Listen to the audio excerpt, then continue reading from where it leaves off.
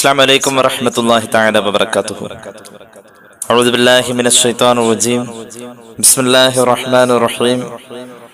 الحمد لله رب العالمين وأفضل الصلاة وأتم التسليم على المبعوث رحمة للعالمين وعلى آله وصحبه ومن سار على هديه إلى يوم الدين أما بعد.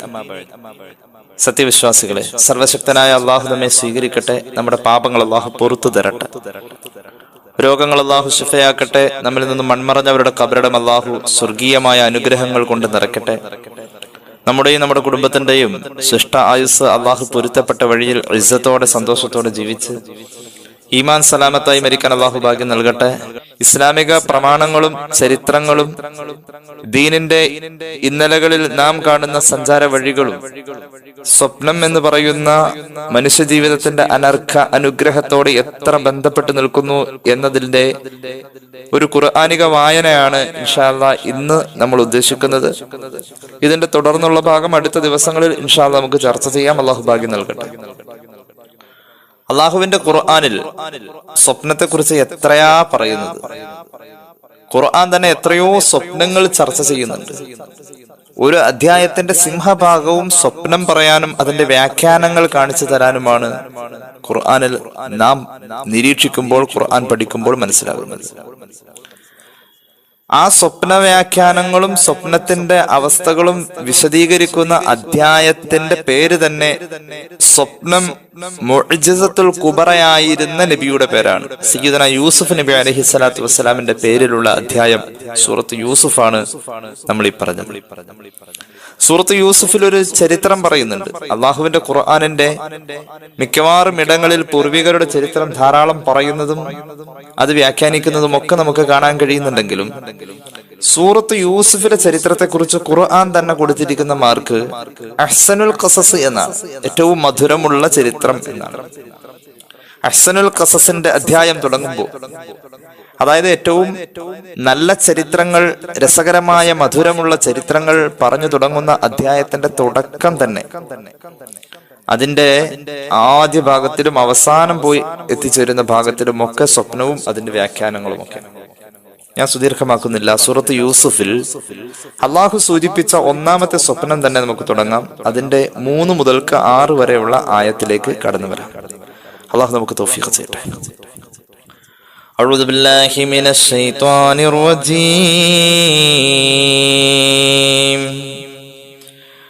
بسم الله الرحمن الرحيم.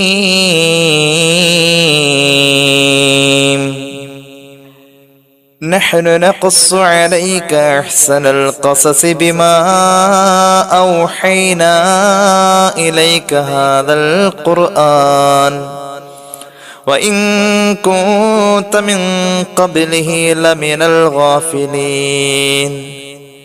നാം അങ്ങേക്ക് അഹ്സനുൽ ഖസസ് വിശദീകരിച്ചു തരാം നബിയെ. ഖുർആൻ പറഞ്ഞ ചരിത്രങ്ങളുടെ കൂട്ടത്തിലെ ഏറ്റവും മനോഹരമായ ചരിത്രത്തെ വിശദീകരിച്ചു തരാം. അങ്ങേക്ക് വഹിയായി പരിശുദ്ധമായ ഖുർആനെ നാം ഇറക്കി തരുന്നു നബിയെ സല്ലല്ലാഹു അലൈഹി വസല്ലം. അഹ്സനുൽ ഖസസ് തുടങ്ങാണ്.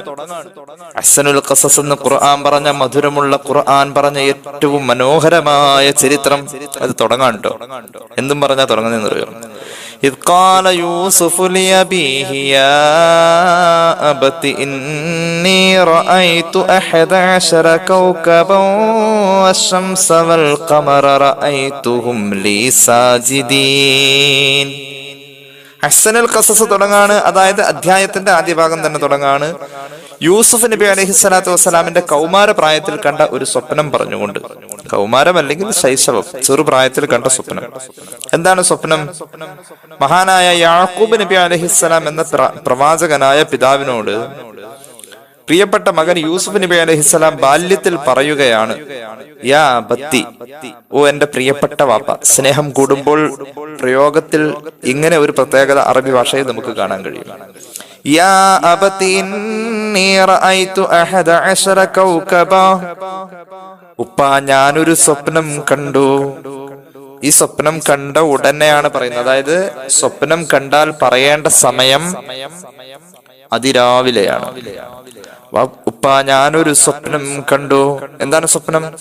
11 നക്ഷത്രങ്ങൾ, വശംസ വൽ ഖമറ, പിന്നെ സൂര്യനും ചന്ദ്രനും, റഅയ്തുഹും ലി സാജിദീൻ,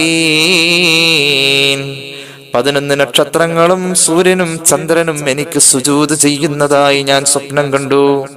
അങ്ങനെ വാപ്പയോട്, പണ്ഡിതനായ പ്രവാചകനായ മഹാനായ വാപ്പയോട് മഹാനായ യൂസുഫ് നബി എന്ന മകൻ പറയാണ്, ഞാൻ അങ്ങനെ ഒരു സ്വപ്നം കണ്ടു, 11 നക്ഷത്രങ്ങളും സൂര്യനും ചന്ദ്രനും എനിക്ക് സുജൂദ് ചെയ്യുന്നു. അപ്പൊ വാപ്പ മകനോട് പറയാണ്, സ്വപ്നത്തിന്റെ വ്യാഖ്യാനമല്ല ആദ്യം പറയുന്നത്. ഒരു സ്വപ്നത്തെ കുറിച്ച് പറയപ്പെട്ടപ്പോൾ ഒരു സ്വപ്നം മുഖേന വരാൻ സാധ്യതയുള്ള അപകടങ്ങൾ, അല്ലെങ്കിൽ സ്വപ്നം മറ്റൊരാളോട് പറയുമ്പോൾ ശ്രദ്ധിക്കേണ്ട പാലിക്കേണ്ട ചിട്ടകൾ, സ്വപ്നത്തിന്റെ വ്യാഖ്യാനം പറയുന്നതിനേക്കാളും പ്രാധാന്യത്തോടുകൂടെ ഈ ചിട്ടകളെ, ഇതിന്റെ മര്യാദകളെയാണ് ആദ്യം പറയുന്നത്. قال يا بني لا تقصص رؤياك على إخوتك فيكيد لك كيدا. എല്ലാ സ്വപ്നം എല്ലാവരോടും പറയാൻ പാടില്ല. പൊന്നുമോനെ, നീ കണ്ട സ്വപ്നം ഒരിക്കലും മറ്റൊരാളോട് പറയല്ലേ. സ്വപ്നം കണ്ടാൽ അങ്ങനെയുണ്ട്, സ്വപ്നം കണ്ടാൽ ആരോടും പോയി പറയാൻ പാടില്ല. സ്വപ്നം കേൾക്കേണ്ട സമയം സുബഹി കഴിഞ്ഞുള്ള പ്രഭാതത്തിന്റെ ആദ്യ സമയമാണ്. സ്വപ്നം കേൾക്കേണ്ട ആള് നാസിഹായ ആലിമാണ്. യാക്കൂബ് നബിയെ പോലെ, യാക്കൂബ് നബി എന്ന് പറയുന്ന പിതാവ് ഒരു നാസിഹായ ആലിമാണ്. ഈ സ്വപ്നം കണ്ട ആളോട് ഒരിക്കലും ഒരു അസൂയ തോന്നാത്ത ഒരാളാണ്, ആലിമുമാണ്. അങ്ങനെയുള്ളവരോട് പറയാവൂ. പറയാൻ വേണ്ടി തെരഞ്ഞെടുത്ത സമയം തെറ്റിയിട്ടൊന്നുമില്ല. പക്ഷേ മറ്റൊരു ഗൗരവകരമായ വിഷയം അതിൽ മോൻ ശ്രദ്ധിക്കാനുണ്ട്. ഇത് വാപ്പയോട് പറഞ്ഞ പോലെ പുറത്തുപോയി ആരോടും പറയരുത്, പ്രത്യേകിച്ച് നിന്റെ സഹോദരന്മാരോട് പറയരുത്.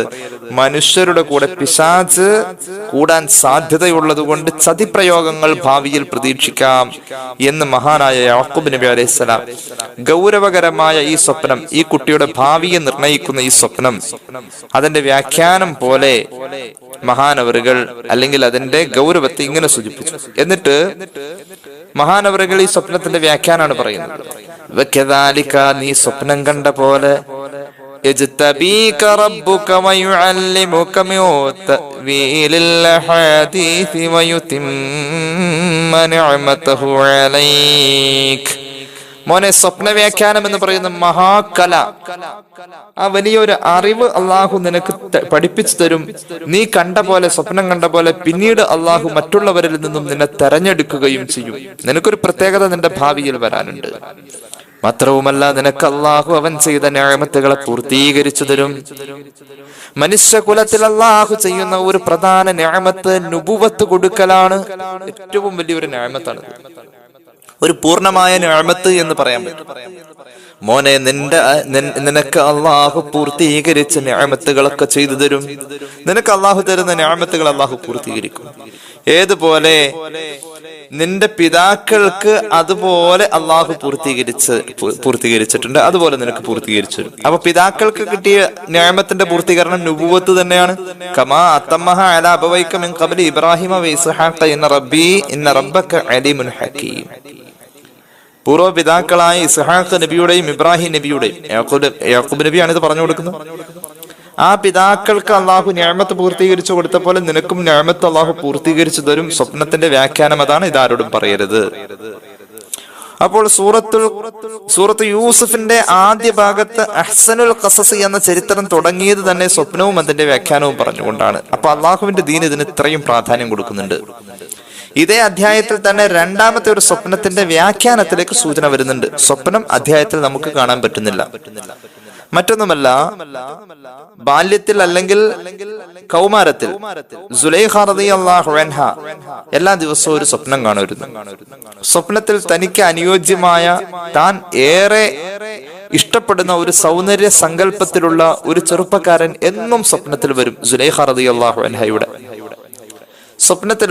സ്വപ്നത്തിൽ അവർ തമ്മിലുള്ള സംഗമങ്ങൾ, സംസാരങ്ങൾ, സന്തോഷങ്ങൾ എല്ലാമായി അവസാനം ഈ ആളെ സ്വപ്നം കാണാതെ പറ്റാത്ത അവസ്ഥ, എപ്പോഴും കണ്ടുകൊണ്ടിരിക്കണം എന്ന അവസ്ഥയിൽ സ്വപ്നത്തിൽ കണ്ട ആ രാജകുമാരനെ സുലൈഖ സ്വപ്നത്തിലൂടെ പ്രണയിച്ചു. ഉണർവിൽ വന്നപ്പോഴും പ്രണയം മനസ്സിനെ വല്ലാതെ സ്വാധീനിച്ചു. പൊന്നുമോള് ഇടക്ക് നിരാശപ്പെട്ടിരിക്കുന്നതും ഇടക്ക് സന്തോഷിച്ചിരിക്കുന്നതും പ്രിയ പിതാവ് തൈമൂസ് ചക്രവർത്തി, അദ്ദേഹം നാട്ടുരാജാവാണ്. നാട്ടുരാജാവിന്റെ മോളാണ് സുലൈഖ റളിയല്ലാഹു അൻഹ. ഈ രാജാവ് ഇടക്കിടക്ക് ശ്രദ്ധിച്ചു. മോളോട് ചോദിച്ചു, മോളെ എന്താണ് നിന്റെ ജീവിതത്തിൽ വലിയ മാറ്റങ്ങളൊക്കെ കാണുന്നുണ്ടല്ലോ? മോള് പറഞ്ഞു, ഉപ്പ, ഞാൻ സ്വപ്നത്തിൽ എന്നും ഒരാളെ കാണാറുണ്ട്. അയാൾ എനിക്ക് വലിയ ഇഷ്ടമായി. അയാൾ എവിടെയോ കണ്ട് നല്ല പരിചയമുണ്ട്. അയാൾ എന്റെ സ്വപ്നത്തിൽ എന്നും വരുന്നുണ്ട്. അപ്പോ ഈ രാജാവ്, തൈമൂസ് രാജാവ് ചോദിച്ചു, മോളെ അങ്ങനെയെങ്കിൽ അത് അദ്ദേഹം ആരാണ്? എനിക്ക് അറിയില്ല ഉപ്പ. ഞാൻ ഉപ്പയോട് ഒരു കാര്യം പറയട്ടെ, എനിക്ക് ഒരു വിവാഹ ജീവിതം ഉണ്ടെങ്കിൽ അദ്ദേഹത്തെ കണ്ടെത്തി എനിക്ക് വിവാഹം നടത്തി തരണം. എന്നെ അയാൾക്ക് കല്യാണം കഴിച്ചു കൊടുക്കണം.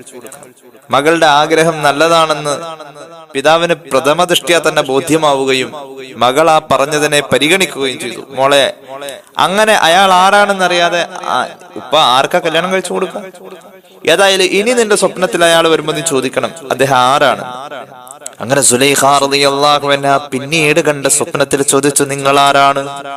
അപ്പോൾ സ്വപ്നത്തിൽ വന്ന ആ രാജകുമാരൻ, സുമുഖനായ ചെറുപ്പക്കാരൻ പറഞ്ഞു, സുലൈഖ, ഞാൻ ഈജിപ്തിലെ അസീസാണ്, ഈജിപ്തിന്റെ ഭരണാധികാരിയാണ്. ഈജിപ്തിന്റെ ആഭ്യന്തരം കൈകാര്യം ചെയ്യേണ്ട, ധനകാര്യം കൈകാര്യം ചെയ്യേണ്ട അസീസ് പദവിയിലുള്ള ആളാണ്. യൂസുഫ് നബി അലൈഹിസ്സലാം പിന്നീട് ആ പദവിയിൽ എത്തുന്നുണ്ട്. ആ പിന്നീട് എത്തുന്ന ആ പദവിയിലേക്കുള്ള സൂചന അല്ലെങ്കിൽ ആ പദവിയെ ഉദ്ദേശിച്ചുകൊണ്ടാണ് ഇപ്പൊ സ്വപ്നത്തിൽ ഇങ്ങനെ പറഞ്ഞത്.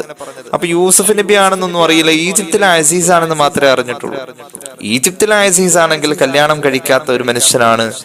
ഈജിപ്തിലെ നിലവിൽ ഇപ്പോൾ അസീസിനെ വിവാഹത്തിന് ആലോചിക്കാം എന്ന് തൈമൂസ് രാജാവ് സുലൈഖയോട് പറഞ്ഞു. അന്നഞ്ഞി വേറൊന്നും ആലോചിക്കാനില്ല.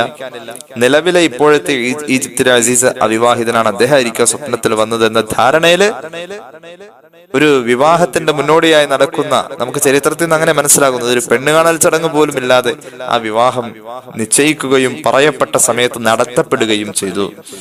ആദ്യ രാത്രിയിൽ തന്നെ ആ പരാപര വെളിച്ചത്തിൽ സുലൈഖ റളിയല്ലാഹു അൻഹ അവരുടെ നാണത്തെ വകഞ്ഞു മാറ്റി പ്രിയപ്പെട്ടവനെ പ്രാപിക്കാൻ വേണ്ടി ചൊല്ലുന്ന സമയത്ത് തന്റെ സ്വപ്നത്തിൽ കണ്ട വ്യക്തിയല്ല എന്ന് കണ്ടപ്പോ സുലൈഖ റളിയല്ലാഹു അൻഹ തളർന്നുപോയി, നിരാശപ്പെട്ടുപോയി. എന്ത് ചെയ്യും? ഉപ്പയോട് തിരുത്തി പറയാൻ പറ്റുമോ? നാട്ടുകാരോട് തിരുത്തി പറയാൻ പറ്റുമോ?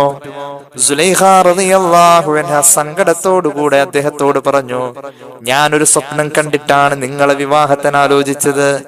സ്വപ്നത്തിൽ വന്ന ആള് എന്നോട് പറഞ്ഞത് ഈജിപ്തിലെ അസീസ് എന്ന പദവിയിലിരിക്കുന്ന ആള് എന്നാണ്. അവിവാഹിതനായ നിങ്ങളായിരിക്കും അതെന്ന് കരുതിയാ ഞാൻ സ്വപ്നത്തിൽ കണ്ട ആളെ കല്യാണം കഴിക്കാൻ മറ്റൊരു തടസ്സവും പറയാതെ ഞാൻ നിന്നുകൊടുത്തത്. ഞാൻ കണ്ട ആള് ഒരിക്കലും നിങ്ങളല്ല, ഞാൻ കണ്ട ആള് നിങ്ങളല്ല. ആ മനുഷ്യന് സുലൈഖയുടെ സങ്കടമൊക്കെ പെട്ടെന്ന് ബോധ്യായി. സുലൈഖ റളിയല്ലാഹു അൻഹയെ പിന്തുണച്ചുകൊണ്ട് പറഞ്ഞു, സാരല്ല പെണ്ണെ, നീ ഇതാരോടും പറയണ്ട. അവളുടെ ഇഷ്ടത്തിന് ജീവിക്കാൻ ഇദ്ദേഹം പരമാവധി സഹകരിച്ചു കൊടുത്തു. ചുരുക്കി പറയാം, യൂസുഫ് നബി അലൈഹി സ്വലാത്തു വസ്സലാമിന്റെ സ്വപ്നം, യൂസുഫ് നബിയുടെ സ്വപ്നം രാത്രിയിൽ പിതാവിനോട് പറയുന്നത് രണ്ടാനുമ്മ അപ്പുറത്തെ റൂമിൽ കിടന്ന് കേട്ടിരുന്നു. മോനെ, ഇത് ആരോടും പറയല്ലേ, പിൽക്കാലത്ത് നിനക്ക് നുബുവത്ത് കിട്ടുമെന്ന സൂചനയാണ് സ്വപ്നമെന്ന് നേരത്തെ നമ്മൾ ഓതിയ ആയത്തിന്റെ അർത്ഥത്തിൽ പറഞ്ഞ പോലെ യൂസുഫ് നബിയോട് യാക്കൂബ് നബി സ്വപ്നത്തിന്റെ വ്യാഖ്യാനം പറഞ്ഞു കൊടുത്ത്, മറ്റൊരാൾക്കും അള്ളാഹു ചെയ്യാത്ത നിഅമത്തുകൾ നിന്റെ പിതാക്കൾക്ക് ചെയ്ത പോലെ നിനക്കും അള്ളാഹു ചെയ്യും, നുബുവത്ത് തരും, നിന്റെ ഭാവി ഭാസ്വരമാണ്, നിന്റെ ഭാവി പറയുന്ന സ്വപ്നമാണെന്നൊക്കെ പറഞ്ഞു കൊടുത്ത വ്യാഖ്യാനം അപ്പുറത്തെ റൂമിൽ കിടന്നുകൊണ്ട് രണ്ടാനുമ്മ കേൾക്കുകയാണ്. ആ ഉമ്മയിലുള്ള മക്കളാണ് യൂസുഫ് നബിയുടെ മറ്റു സഹോദരങ്ങൾ. ആ ഉമ്മ മക്കളോട് ഇത് നേരം പുലർന്നപ്പോ തന്നെ പറഞ്ഞു. പിന്നീട് അവിടുന്ന് ഈ മകനെ വകവരുത്താൻ അസൂയ മൂത്ത സഹോദരങ്ങൾ തീരുമാനിക്കുകയും വേട്ടക്ക് കൊണ്ടുപോവുകയും കൊല്ലാൻ ശ്രമിക്കുകയും ഒരു പൊട്ടക്കിണറ്റിലിടുകയും അങ്ങനെയൊക്കെയുള്ള ചരിത്രങ്ങൾ അതിന്റെ അനുബന്ധമായി വരുന്ന കാര്യങ്ങൾ. പൊട്ടക്കിണറ്റിൽ നിന്നും പുതിയൊരു ജീവിതം, അതുവഴി സ്ഥിരമായി കച്ചവടത്തിന് പോയിക്കൊണ്ടിരുന്ന മാലിക് എന്ന് പറയുന്ന ആള് മുഖേന കിട്ടുകയും മാലിക് പൊട്ടക്കിണറ്റിൽ നിന്നും കിട്ടിയ ഈ കുട്ടിയെ രക്ഷപ്പെടുത്തി കൊണ്ടുപോകുന്ന വഴിയിൽ സഹോദരങ്ങൾ വഴിയിൽ തടയുന്നുണ്ട്. എന്നിട്ട് യൂസുഫ് നബിയെ അടിമയായി വിറ്റ് അതിന്റെ പണം സ്വീകരിച്ച സഹോദരന്മാർ മടങ്ങിപ്പോകുന്നുണ്ട്. ഏകദേശം 20ഓളം ദീനാർ അതിനു വേണ്ടി സ്വീകരിക്കുന്നതായൊക്കെ ചരിത്രത്തിൽ കാണാം. 20 ദീനാർ കൊടുത്ത മാലിക് കൊണ്ടുപോകുന്ന വഴിയിൽ യൂസുഫ് നബി അലൈഹി സ്വലാത്തു വസ്സലാമിന്റെ സൗന്ദര്യം കാണാൻ ജനങ്ങൾ കൂടുകയും അവസാനം 1 ദീനാർ ഒരാൾക്ക് എന്ന കണക്കില് യൂസുഫ് നബിയെ കാണാൻ വേണ്ടി 1 ദീനാർ സ്വീകരിച്ച് പണം കളക്ട് ചെയ്ത് മാലിക് യൂസുഫ് നബിയെ കൊണ്ട് അടിമച്ചന്തയിൽ എത്തുന്നത് വരെ വലിയ കോടികൾ സമ്പാദിച്ചിട്ടുണ്ട്. യൂസുഫ് നബിയെ ഒരു പ്രാവശ്യം കാണാൻ 1 ദീനാർ, ആ രീതിയിൽ പണം സ്വീകരിച്ചുകൊണ്ട് അങ്ങനെ കാണാൻ വേണ്ടി മാത്രം മാറ്റിവെച്ച് നല്ലൊരു ഉടുപ്പൊക്കെ ഇടിച്ച് കുളിപ്പിച്ച് വൃത്തിയാക്കി അവസാനം യൂസുഫ് നബി യാത്ര പോകുമ്പോ, അടിമച്ചന്തയിലേക്ക് പോകുമ്പോ വഴിയരികിൽ വെച്ച് പ്രിയപ്പെട്ട ഉമ്മ റാഹിലയുടെ ഖബറടക്കം ചെയ്യപ്പെട്ട നാട്ടിലൂടെ നടന്നു പോകുമ്പോൾ, യാത്ര സ്വാഭാവികമായും അവിടെ വിശ്രമിക്കാൻ തമ്പടിക്കുമ്പോൾ ഉമ്മയുടെ ഖബറിന്റെ സമീപത്തേക്ക് യൂസുഫ് നബി അലൈഹിസ്സലാം അന്വേഷിച്ച് കണ്ടെത്തുകയും അവിടെ എത്തിപ്പെടുകയും ചെയ്തു. ഉമ്മയുടെ ഖബർ സിയാറത്ത് ചെയ്തുകൊണ്ടിരിക്കുമ്പോ ഈ കച്ചവട സംഘത്തിൽ നിന്ന് ഈ കുട്ടിയെ കാണാത്ത വെപ്രാളത്തിൽ എല്ലാവരും അങ്ങും ഇങ്ങും ചിതറി അന്വേഷിച്ചു. അപ്പോൾ ഒരു ഖബർസ്ഥാൻ, അവിടെ ഈ കുട്ടി നിന്ന് കരഞ്ഞു ദ്വാരക്ക. അപ്പോൾ അന്വേഷിച്ചു വന്ന മാലിക് എന്ന കച്ചവടക്കാരന്റെ ഭൃത്യരിൽപ്പെട്ട ജോലിക്കാരിൽപ്പെട്ട യൂസുഫ് നബിയെ ഇപ്പോൾ കണ്ടെത്തിയ അയാൾ യൂസുഫ് നബി അലൈഹി സ്വലാത്തു വസ്സലാമിന്റെ മുഖത്ത് ആഞ്ഞൊരൊറ്റ അടി അങ്ങ് കൊടുത്തു. ആ മൃദുലമായ കവിൾത്തടം നീരുകൊണ്ട് വീർപ്പുമുട്ടുകയും യൂസുഫ് നബി അലൈഹി സ്വലാത്തു വസ്സലാം കരയുകയും ചെയ്തപ്പോൾ പെട്ടെന്ന് ആകാശം മേഘാവൃതമാവുകയും അന്തരീക്ഷത്തിൽ വലിയ പ്രശ്നം പിടിച്ച അവസ്ഥ കാണുകയും ഒരു കൊടുങ്കാറ്റ് പോലെ പ്രകൃതിക്ഷോഭം കൊണ്ട് അവരെ യാത്രയെ വല്ലാതെ പ്രയാസപ്പെടുത്തുകയും ചെയ്തപ്പോൾ മഹാനായ യൂസുഫ് നബി അലൈഹി സ്വലാത്തു വസ്സലാം എന്ന കുട്ടിയുടെ അടുക്കൽ കച്ചവട സംഘത്തിന്റെ നേതാവായ മാലിക് വന്ന് ചോദിക്കുന്നുണ്ട്, മോനെ, നിന്നെ ആരെങ്കിലും എന്തെങ്കിലും ഉപദ്രവിച്ചോ? എന്നെ അയാൾ അടിച്ചു. അതിന്റെ പേരിലാണ് ഈ ആകാശം ഇങ്ങനെ ക്ഷുഭിതമായ അവസ്ഥയിലേക്ക് മേഘാവൃതമായിരിക്കുന്നത്. അതുകൊണ്ട് പൊന്നുമോനെ, നിന്നോട് ഞാൻ ഇതുവരെ ചോദിക്കാത്ത ഒന്ന് ചോദിക്കട്ടെ, നീ ആരാണ് മോനെ എന്ന് ചോദിച്ചപ്പോൾ യൂസുഫ് നബി അലൈഹിസ്സലാം വിനയത്തോടുകൂടെ പറഞ്ഞു, കനാനിലെ യാക്കൂബ് നബി അലൈഹിസ്സലാത്തു വസ്സലാമിന്റെ മകനാണ് ഞാൻ. അല്ലാഹുവേ, ഒരു പ്രവാചകന്റെ പുത്രനെയാണോ ഞാൻ വിൽക്കുന്നത്? ഒരു പ്രവാചക പുത്രനെയാണോ ഞാൻ കൊണ്ടുപോകുന്നത്? അതുകൊണ്ട് നിസ്സാരപ്പെട്ട സ്ഥലത്തൊന്നും നിന്നെ ഞാൻ കൊണ്ടുപോയി വിൽക്കില്ല. അന്നത്തെ അടിമ കച്ചവടത്തിന്റെ ആ ഒരു ശൈലി അനുസരിച്ച് യൂസുഫ് നബി അലൈഹി സ്വലാത്തു വസ്സലാമിനെ മാർക്കറ്റിൽ പ്രത്യക്ഷപ്പെടുത്തുകയും ഇനി നേരെ സുലൈഖയുടെ ഭാഗത്ത് നിന്നുള്ള കാര്യങ്ങൾ ഈ ചരിത്രത്തിലേക്ക് വന്നു ചേരാം. അങ്ങനെ മാലിക് മാർക്കറ്റിൽ യൂസുഫ് നബിയെ പ്രത്യക്ഷപ്പെടുത്തിയപ്പോൾ സുലൈഖ റളിയല്ലാഹു അൻഹ പ്രേമദാഹം കൊണ്ട്, പ്രേമ നൈരാശ്യം കൊണ്ട് തന്റെ സ്വപ്നത്തിലെ കാമുകനെ തേടി നടക്കാണ്. മറ്റൊരാളുടെ ഭാര്യയും കൂടിയാണ്. നിലവിൽ വിശ്വാസിനിയല്ല, ഇസ്ലാം മത വിശ്വാസിനിയല്ല. ഏതായാലും സുലൈഖ റളിയല്ലാഹു അൻഹ യൂസുഫ് നബിയെ തേടിയുള്ള തന്റെ ജീവിതത്തിന്റെ പ്രയാണം ഈ മാർക്കറ്റിൽ വന്നു. നിലവിലെ ഈജിപ്തിലെ അസീസ് എന്ന പദവിയിലിരിക്കുന്ന തന്റെ ഇപ്പോഴത്തെ ഭർത്താവുമൊത്ത് അവർ മാർക്കറ്റിൽ വന്നപ്പോ സുബ്ഹാന റബ്ബി, ആൾക്കൂട്ടം കണ്ടോടത്തേക്ക് സുലൈഖ പാറി നോക്കിയപ്പോൾ അവിടെ തന്റെ സ്വപ്നത്തിൽ കഴിഞ്ഞ കാലങ്ങളിലൊക്കെ വന്നിരുന്ന ആ രാജകുമാരനെ ഇതാ തന്റെ കണ്ണുകൾക്ക് വിശ്വസിക്കാൻ കഴിയാത്ത വിധം മനോഹരമായ ഒരു ഇരിപ്പിടത്തിൽ ഉപവിഷ്ടരായി കാണപ്പെടുന്നത് കണ്ട സുലൈഖ റളിയല്ലാഹു അൻഹ നിയന്ത്രണം വിട്ട് ഭർത്താവിനോട് പറഞ്ഞു, എന്ത് വില കൊടുത്തിട്ടാണെങ്കിലും ഈ അടിമച്ചന്തയിൽ ആ കുട്ടിയെ ലേലം ചെയ്യുന്നത് നമുക്ക് വാങ്ങണം. ചരിത്രത്തിന്റെ ഒരു വായനയിൽ സുലൈഖ റളിയല്ലാഹു അൻഹയെക്കാളും പ്രായം കൊണ്ട് താഴെ ആയിരിക്കണം യൂസുഫ് നബി അലൈഹിസ്സലാം. അങ്ങനെയാണ് നമുക്ക് ചരിത്രത്തിൽ നിന്ന് മനസ്സിലാകുന്നത്. ഏതായാലും അവിടെ വെച്ചുകൊണ്ട് പലരും വിലയോട് ഇടിച്ചു കയറിയിട്ട് മറ്റു പലരുടെയും വിലകൾ കടന്നു വന്നു. അവസാനം യൂസുഫ് നബി അലൈഹിസ്സലാത്തു വസ്സലാമിനെ കച്ചവട സംഘത്തിന്റെ നേതാവായ മാലിക് വിൽക്കാൻ തീരുമാനിച്ചത് തൂക്കത്തിന് സ്വർണം കൊടുത്തുകൊണ്ട് വിൽക്കാൻ തീരുമാനിച്ചു. ആ ചന്തയിൽ എന്നല്ല, ലോകത്ത് ഒരു അടിമച്ചന്തയിലും അടിമയെ തൂക്കി നോക്കിയാൽ ആ തൂക്കത്തിന് സ്വർണം വിലയായി വെച്ചുകൊണ്ട് പകരം സ്വർണം കൊടുത്ത് വാങ്ങുന്ന ഒരു കച്ചവടം ചരിത്രത്തിൽ വേറെ കണ്ടിട്ടില്ല. മഹാനായ യൂസുഫ് നബിയെ സുലൈഖയ്ക്ക് വേണ്ടിയിട്ട് വാങ്ങാൻ നിലവിലെ ഭർത്താവ് അസീസ് മുന്നോട്ട് കടന്നു വരുന്നു. ഭരണാധികാരി വരുന്നു. പറഞ്ഞു, മാലിക്, നീ എന്ത് വിലയാ ഉദ്ദേശിക്കുന്നത്? തൂക്കം സ്വർണം വേണം. അതാണ് وقال الذي استراه من مصر لامرأته أكرمي مثواه عسى أن ينفعنا أو نتخذه ولدا وكذلك مكنا ليوسف في الأرض ولنعلمه من تأويل الأحاديث والله غالب على أمره ولكن أكثر الناس لا يعلمون. സൂറത്ത് യൂസുഫിന്റെ 21-ാമത്തെ ആയത്ത്. സുലൈഖ റളിയല്ലാഹു അൻഹ അവരുടെ ചെറുപ്രായത്തിൽ കണ്ട സ്വപ്നത്തിന്റെ വ്യാഖ്യാനം പുലരുന്നതിലേക്ക് ഇതാ ആയത്ത് സൂചിപ്പിക്കുകയാണ്. നമ്മൾ നേരത്തെ യാക്കൂബ് നബിയുടെ മുന്നിൽ യൂസുഫ് നബി കണ്ട സ്വപ്നം, ആദ്യത്തെ സ്വപ്നം പറഞ്ഞുകൊടുത്തും നിനക്ക് സ്വപ്ന വ്യാഖ്യാനം എന്ന അതുല്യമായ ഒരു അറിവും കഴിവും അള്ളാഹു നൽകും. തഅ്വീലുൽ ഹദീസ് എന്ന പ്രയോഗം ആ ആയത്തുകളിൽ അവിടെ പറഞ്ഞിട്ടുണ്ട്. അതേപോലെ തന്നെ ഇവിടെയും പറയുന്നുണ്ട്. യൂസുഫ് നബിയുടെ ഭാവിയെ കുറിച്ച് പറയുന്നിടത്തും തഅ്വീലുൽ ഹദീസ്, സ്വപ്ന വ്യാഖ്യാനത്തിന്റെ അദ്ദേഹത്തിന്റെ നൈപുണ്യത്തെ പ്രത്യേകം എടുത്ത് പറയുന്നുണ്ട്.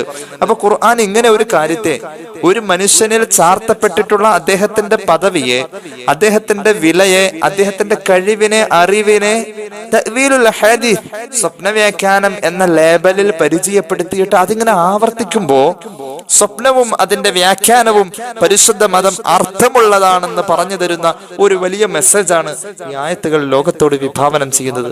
അള്ളാഹു നമുക്ക് അറിവിൽ ബറക്കത്ത് നൽകട്ടെ. ചിന്തിക്കണം. ഇപ്പോൾ യൂസുഫ് നബിയെ അടിമ ചന്തയിൽ നിന്നും മാലിക്കിന് തൂക്കത്തിന് സ്വർണം കൊടുക്കുന്ന നിലവിലെ ഈജിപ്തിന്റെ അസീസ്, പിന്നീട് ആ പദവിയിലേക്ക് യൂസുഫ് നബി വരും. ഈജിപ്തിന്റെ അസീസ് വാങ്ങിയിട്ട് പ്രിയപ്പെട്ട ഭാര്യ സുലൈഖയോട് പറയുകയാണ്, അക്രിമീ മത്വാ, ഈ അടിമയെ നമ്മൾ കൊണ്ടുപോയാൽ സാധാരണ ഒരു അടിമയെ പാർപ്പിക്കുന്ന പോലെയല്ല, അവനെ ബഹുമാനിക്കണം. എന്തേ കാരണം? യൂസുഫ് നബിയുടെ സൗന്ദര്യം വിതറി നിൽക്കുന്ന, പ്രകാശം ചിതറി നിൽക്കുന്ന മുഖഭാവത്തിലും അല്ലാഹു റബ്ബുൽ ഇസ്സത്ത് എന്ന വിചാരം ഹൃദയത്തിൽ നിലകൊള്ളുന്നത് ആ മുഖത്ത് പൂത്തുലയുമ്പോൾ യൂസുഫ് നബിയോട് ആർക്കും സ്നേഹവും ബഹുമാനവും തോന്നിപ്പോവും. എന്തേ കാരണം? ഹൃദയത്തിൽ അല്ല എന്ന വിചാരം നിറഞ്ഞു നിൽക്കുന്ന യൂസുഫ് നബി അലൈഹിസ്സലാം ഒരു സാധാരണ അടിമയല്ല പെണ്ണെ. ഇവനെ കൊണ്ടുപോയാൽ ഇവന് താമസിക്കാനുള്ള ഇടം നീ ബഹുമാന പുരസ്സരം നൽകണം. ഒരു പക്ഷെ ഇവൻ നമുക്ക് വലിയ പ്രയോജനങ്ങൾ ചെയ്തേക്കാം, അല്ലെങ്കിൽ നമുക്ക് ഒരു പ്രയോജനവും കിട്ടിയില്ലെങ്കിൽ ഇവനെ ഒരു സാധാരണ അടിമയാക്കാം. നല്ല ചിന്തയും നല്ല ആലോചന വൈഭവവും ബുദ്ധിയും അച്ചടക്കവും സൗന്ദര്യവും സൽസ്വഭാവവുമുള്ള ഈ അടിമയെ ഒരു സാധാരണ അടിമയായിട്ട് കാണാതെ ബഹുമാനിക്കണം. അള്ളാഹു പറയുന്നു, യൂസുഫ് നബിയുടെ ജീവിതത്തിന്റെ നിർണായകമായ അവസ്ഥയാണത്. എവിടെ നിന്ന് തുടങ്ങുന്ന ജീവിതം? ഒരു പൊട്ടക്കിണറ്റിൽ നിന്നും തുടങ്ങുന്ന ജീവിതത്തിന്റെ നിർണായകമായ അവസ്ഥയിലേക്ക് ആ ജീവിതം വഴിത്തിരിവിലെത്തിയിരിക്കുന്നു.